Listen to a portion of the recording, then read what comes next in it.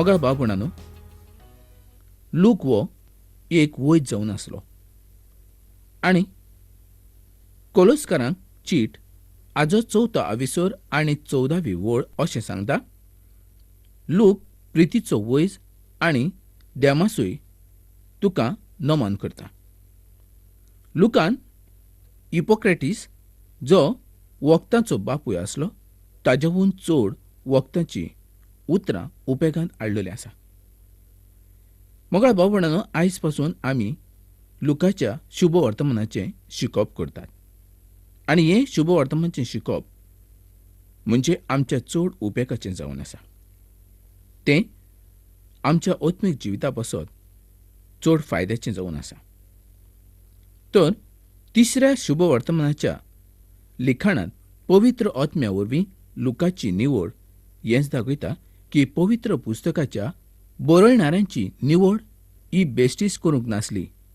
लूक वो खूब जाणवायेचो मनीस जावन आसलो आनी त्या पासत दोनूय जेजून ताका वेंचून काडलेलो आसलो. दोनूय जेजून ताका बेश्टोच वेंचून काडूंक ना, तर लूक आनी पावलू हे खूब जाणवायेचे मनीस ह्या स्वातेचे आमकां पळोवपाक मेळटा आनी आत्मीक जिवितानूय ते खूब वाडलेले आसले. दोगांयनी जायतो प्रवास केल्लो आसलो. ते मोगाचे इश्ट जावन आसले. ताणें नव्या कोर्राच्या शुभ वर्तमानांत शुद्ध आनी उंचली ग्रीक भाशा बरयली. तो बरो इतिहासकार जावन आसलो. तो कविताय करपी जावन आसलो. ताणें सुंदर गायनां ह्या सुवातेचेर केल्ली आमकां पळोवपाक मेळटा. ताणें क्रिस्ताचो सुंदर वंपारीत बरयल्ले आसात. लोक आपलें शुभ वर्तमान मारयेक पळोवन बरयता अशें आमकां दिसता. त्या वेल्यान अशें दिसून येता की ताच्या शुभ वर्तमानांत म्हणजे लुकाचें शुभ वर्तमान बरोवपाक ताका मारये कडल्यान जायती म्हायती मेळिल्ली आसूं येत. ताणें तिजे कडल्यान विचारून घेतलें आसूं येत. लूक विदेशी आसलो, कारण पावलो गालेस्करांच्या 4थ्या आविसरांत तेंच बरयता. लुकान धर्मदुतांचो इतिहास पासून बरयलो. तातूंत आमकां दिसता की तो पावलूचो दोस्त म्हणजे इश्ट जावन आसलो. धर्मदुतांचो इतिहास 16वो आविसर आनी 10वे वळीन तो म्हणटा, हें दर्शन पळयल्या उपरांत रोखडेंच मासेदोनियेक वचूं आमी बंदोबस्त केलो, कारण तांकां बरी खबर दिवंक देव आमकां आपयता म्हूण आमकां ठावें जालें. तो दुसरे आनी तिसरे मिशनरी फेरी पावलूच्या सांगाता आसलो. ह्या वरवीं आमकां दिसून येता की ताणें बरोच प्रवास केल्लो आसूं येत. ह्या वेल्यान आमी समजून घेवंक शकता की युरोपाच्या प्रवासांत पावलूच्या सांगाता लूक आसलो. तो चड करून पावलूची सेवा करच्या पासत तारणाक आयलोलो आसलो आनी निमाणो पर्यंत तो पावलूच्या सांगाता आसलो. जेन्ना पावलो तिमोथ्याक ताच्या मरणा पयलीं चीट बरयता तेन्ना तो म्हणटा, दुसरी तिमोथीची चीट 4थो आविसर आनी 11वी वळीन, एकलोच लोक म्हजे सरशीं आसा. मार्काक तुजे बरी घेवन ये, कित्याक मुणयारपणाच्या वावराक तो म्हाका उपकारता. पावलो ताका मोगाचो वैज म्हणटा. जेजू दुसरो मनीस पूण निमाणो आदाम जावन आसा. पयली कोरिंथकारांक चीट 15वो आविसर 45 ते 47 वळींनी अशें बरयल्लें आसा.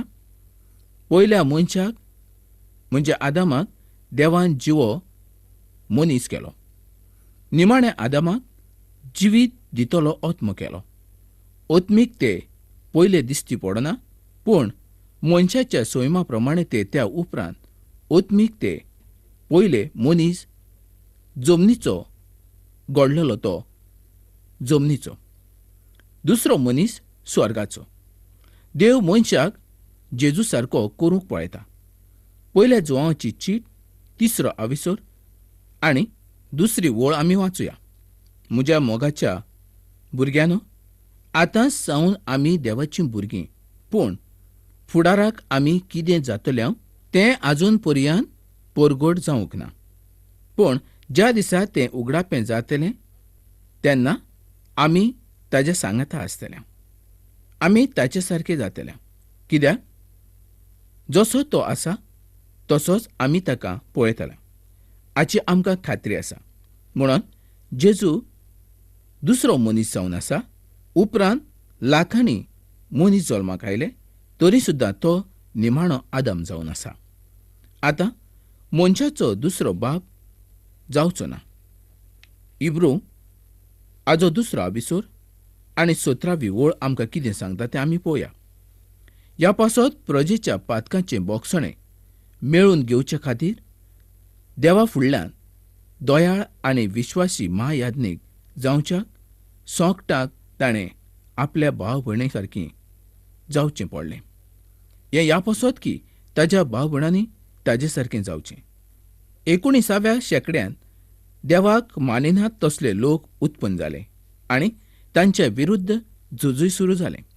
आनी त्या काळार जायत्या लोकांनी परत पवित्र पुस्तकाचें शिकप करूंक सुरवात केली. आनी तांचे मदें कॅम्ब्रिज ह्या सुवातेर आसलेले व्हड लोक आसले. पूण मोगळ्या भाव भयणांनो, मनीस चूक करूंक शकता, पूण देव चूक करूंक शकना. आनी त्या मनशांतले जायते जाण फोटकिरे जावंक पावले आनी ताका लागून जायती कोटकोट आनी उपरांत संकट तांचेर ताणें ओडून घेतलें. सर विल्यम हाणें जेन्ना शोध घेवंक सुरवात केली तेन्ना ताणें लुकाचो अभ्यास करूंक सुरवात केली. आनी लूक हो इतिहासकार आसा हें ताणें दाखोवन दिलें. ताणें पावलूचो प्रवास खूब काळजी घेवन शिकूंक सुरवात केली आनी एशिया मायनराचो बारीक अभ्यास करूंक तो लागलो. आनी तो शेवटाक ह्या निर्णयाचेर पावलो की लुकान एक सुद्दां चूक करूंक नासली. हें ताणें कळीत केलें आनी हाजे वेल्यान तो भावार्थी जावंक पावलो. आनी ताणें जायतीं पुस्तकां बरयलीं. 4 शुभवर्तमानाच्या पुस्तकांत लुकाच्या शुभवर्तमानाच्या पुस्तकांत चड इतिहास आमकां पळोवंक मेळटा. हातूंत त्या काळाचो इतिहास, तांच्यो रिती चाली, भुगोल आनी जायते तरेची खबर आमकां वाचूंक मेळटा. दुसरी गजाल म्हणजे ताचो उद्देश ओत्मीक आसलो. ताजें जेजू क्रिस्ताचें चित्र म्हणजे तो मनीस आनी संवसाराचो सोडवणदार म्हणून दाखलो करता. जेजू क्रिस्त यहोवा देवाचें रूप घेवन मनशाचे कुडीन आयलोलो आसलो. मॅथ्यू सांगता जेजू मसिया जावन आसलो आनी मसिया म्हणून जल्माक आयलो हें तें सांगता. मार्क सांगता जेजू देवाचो सेवक आनी लोक दाखयता की जेजू हो पूर्ण मनीस जावन आसलो. जो हांव दाखोळ करता की देव खूद मनीस जालो आनी आमच्या मदें जियेलो. तरी पूण हें लक्षांत घेवंक जाय की जुआंवान विज्ञानाचे नदरेन ताका पळोवंक ना.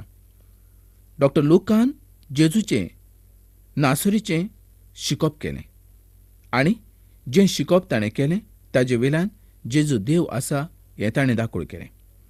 जुआं सारको तोय त्या सुवातेचेर पावलोलो आसा, पूण ताजी पद्दत ही वेगळीच जावन आसली.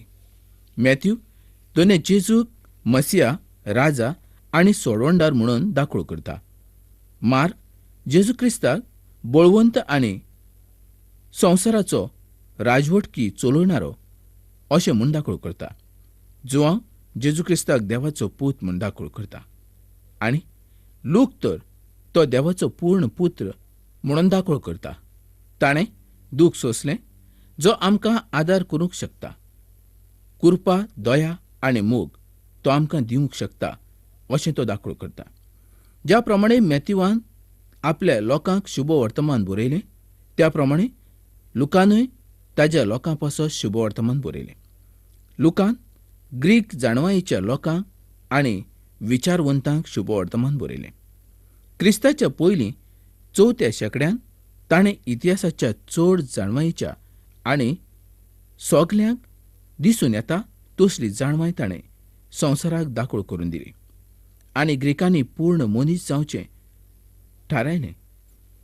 तांच्या कोश्टाचो नमुनो फिडियास ह्या पुतळ्या वेल्यान आमकां दिसून येता. तो सुंदर तसोच जाणवायेच्या मनशा पासत सदांच वावुरलो.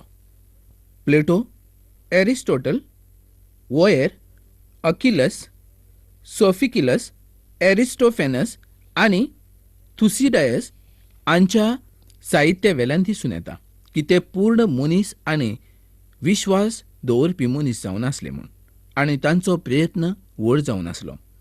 ग्रीक लोकांनी तांचे देव आनी देवी मनशा प्रमाणे घडोवन हाडलेले आसले. खरें पळयल्यार ते मनशाचें प्रदर्शन जावन आसलें. अपोलो, विनस, अथोना आनी डायना हांचे मुर्त्यो त्या वेळार प्रदर्शना पासत दवरलेल्यो आसल्यो. आनी हें सगल्याक दिसून येवचें अशी तांची येवजण आसली. तांणी मनशाक बऱ्या गुण्यां वयल्यान परगट केलो. तर कांय भिरांकूळ अश्यो मुर्त्यो त्या सुवातेचेर आसल्यो. अलेक्झांडर दी ग्रेट आनी ह्या संस्कृतीक, भाशेक आनी तत्वज्ञानाक जे जे प्रांत ताणें जिखून घेतले त्या त्या सुवातेचेर हें सगळें ताणें परगट केलें. आनी ग्रीक ही सगळे कडेन भास पावली. अलेक्झांडर इजिप्त हातून पोरन्या कोर्राचें ग्रीक भाशेंत भाशांतर आमकां दिसून येता. आमी ह्या भाशांतराक सेप्टुजेंट अशें म्हणटा. हें पोरन्या कोर्राचें आमचे कडेन आसलेलें खूब सुंदर भाशांतर जावन आसा. नव्या कोर्रांत ग्रीक भाशेंत बरोवप जालें. ग्रीक भाशेन सगळ्या मनशांक शुभ वर्तमान समजूंक आनी पावोवच्याक आदार केलो. ही भास मनशाच्या मनांत आसलेले विचार, जाणवाय सोंपे भाशेन सांगूंक आदार करता. जरी ग्रीक संस्कृती, भाशा आनी तत्वज्ञान एकदम बरें जरी आसलें तरी ग्रीक लोक पूर्ण मनशाच्या अडचण्यांक मान दिवंक शकले ना. तांकां सगळे तरेचें सूख फावो जावंक ना. ते केन्नाच सुर्गीच्या वाटेर पावलेले नात. आनी ताणें ओत्मीक राज्याचें भाग वगडायलें.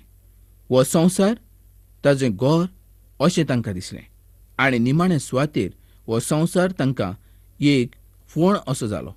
Doctor F.W. हो ग्रीक लोकां संबंदी म्हणटा, जितले ग्रीक लोकांनी आपणाक ह्या संवसाराची एक करून घेतले तशे ते दिसान दीस संवसार सोडून पयस गेले. हेंच कारण जालें की ताणें यहोवा देवाची मुर्ती करून घेतली आनी ते ताका बोजूंक लागले. ते ताका बोसताले तेन्ना तांकां दिसतालें आमी जिवंत देवाक बोसतात म्हूण, पूण ते एके मुर्तेक बोसताले. पावलून म्हटलें की ग्रीक लोकां पासत बरी खबर म्हणजे मूर्खपण अशें जावन आसा. पूण ताणें ग्रीक लोकांक सुद्दां बरोवन दवरलेलें आसा.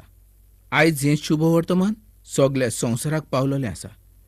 आनी हें शुभ वर्तमान संवसाराक पावलां त्याच पासत आयज थोडी तरी शांती ह्या संवसाराक आसा. जर हें शुभ वर्तमान संवसाराक पावूंक नासलें जायत जाल्यार सगल्या संवसारांत उचांबळ जावन येतली आसली आनी कांयच बरेंपण आमकां तातूंत मेळचें नासलें. जेजू जावन आसलो सोडवणदार आनी तो ह्या पोरजे पासत संवसारांत आयलो. जरी लोकांनी ताका मानून घेतलो ना तरी लोक आयज शांती सोदतात. तांकां सगल्यांक सूख जाय. आनी त्याच पासत पावलो कितें बरयता तेंय आमी सारकें नीट शिकूंक जाय. पावलूचें बरोवप एकदम सुंदर जावन आसलें. जशें लुकान बरयलें त्याच प्रमाणे पावलूय बरयतालो. आनी आयज हें उतर तुज्या आनी म्हज्या हातान पडलेलें आसा. आमी कशें रावचें, कशें जिवचें, देवाक कसो मान दिवचो हें सगलें ह्या पुस्तकान आमकां मेळटा. आमकां दुसरीं पुस्तकां वाचपाची आनी गरज ना. जेन्ना देवान डॉक्टर लुकाक विचून काडलो तेन्ना तो खरोच जाणवायेचो मनीस जावन आसलो. देवान सगल्या जाणवायेच्या मनशांक वेचून काडूंक ना, तर थोड्यांकूच ताणें वेचून काडलें आनी व्हड भाग तांकां हें फावो केलें. ताणें बरयल्लें शुभ वर्तमान उद्देशी आयज आजारांनी लोक थारणाक येतात. डॉक्टर लूक हो कितलोसोच बरो मनीस आसलो. ताणें केन्नाच वायट बरोवंक ना, निमूण ताणें कसलीच बरयता आसतना चूक करूंक ना. जें कितें ताणें बरयलें तें एकदम म्हत्वाचें जावन आसलें. आंकवार मारये पासून दोनी जेजू क्रिस्ताचो जल्म जालो हें तो बरयता. ताजे सुंदर आनी सोंपे भाशेन ताणें बरयल्ली आमकां ह्या पुस्तकांत वाचूंक मेळटा. डॉक्टर लूक 20 अजापां संबंदी आमकां बरयता. तातूंतलीं 6 अजापां दुसऱ्या शुभवर्तमानाच्या पुस्तकांत बरयलेलीं आमकां मेळना. तशेंच तो 23 ओपारी बरयता. तातूंतल्यो 18 ओपारी दुसऱ्या शुभवर्तमानाच्या पुस्तकांत आमकां मेळना. वेंचीक पुताची खबर तर लुकान सुंदर बरयल्ली आसा. तशेंच अमावस ह्या सुवातेचेर आसतना पुनर्जिवंत जाल्या उपरांत जेजूचें चलप ही मनशापणाची खबर ताणें दिल्ली आसा. हाजे वेल्यान हें सारकें दिसून येता की पुनर्जिवंत जाल्या उपरांत सुद्दां जेजू मनीस आसलो. लूक हें दाखोळ करता की पुनर्जिवंत आत्म्यानूच न्हय तर कुडीन पासून जाता. पयली कोरिंथकारांक चीट 15 विसर आनी 44 वळ आमी वाचुया. मनशाच्या सैमान कूड ओंपतात, आत्मीक कूड वयर सरता. मनशाच्या सैमा प्रमाणे कूड आसा, तशीच आत्मीक कूड आसा. लूक एपोक्रेटीस आज्याहून बरो आसा अशें आमकां कोणेय सांगत, कारण ताणें ताज्याहून चड वखदांचीं नांवां बरयल्लीं आसा. मोगा बाबणानो, देवाचें उतर तें देवाचें उतर जावन आसा. तें सारकें उतर जावन आसा. ताज्याहून बरें आनीक उतर ह्या संवसारांत खंयच ना. आनी आयज जें कितें लुकान आमकां बरोवन दवरलेलें आसा तें सारकें आसा. पवित्र पुस्तकांत खंयच आमकां वायट मेळचें ना, न्ही म्हूण फोट मेळचें ना, कारण तें आत्म्यान बरयल्लें आसा. जरी तें बरोवपाक मनीस आसले तरी तें पवित्र आत्म्याचे सुचोवणेनूच बरयल्लें आसलें. आयज हें उतर तुका आनी म्हाका फावो जाल्लें आसा. आनी आयज हें उतर आमकां फावो जालें त्याच पसत आमी भावार्थी जावंक पावले. लिपलोले गोठ देवान आमकां ताज्या उतरा उद्देशीं उक्तापे केले. आनी जेजून आमचो कितलो मोग केलो हेंच आमकां ह्या उतरा उद्देशीं समजून आयलें. जेन्ना देवान ह्या संवसाराचो इतलो मोग केलो तेन्ना मनीस खंय आसलो. मनीस एका पातकान आनी मेळ्या जिवितान जियेतालो. पूण योग्य वेळार ताणें दोनूय जेजू क्रिस्ताक ह्या संवसारांत पाठयलो आनी संवसारांत आसलेल्या मनशाची सुटका केली. पूण आयज जायते जाण दोनूय जेजूच्या उतरा पासून पयस आसा. देव आजुनूय तांची वाट पळयता. आयज आपणाक कोण उलो मारता? आपणा कडची कोण येतलो? कोण आपल्या काळजांत घेवंक पळयता? हेंच ताका जाय. तर मोगा इश्टा, आयज तुजी येवजण कितें?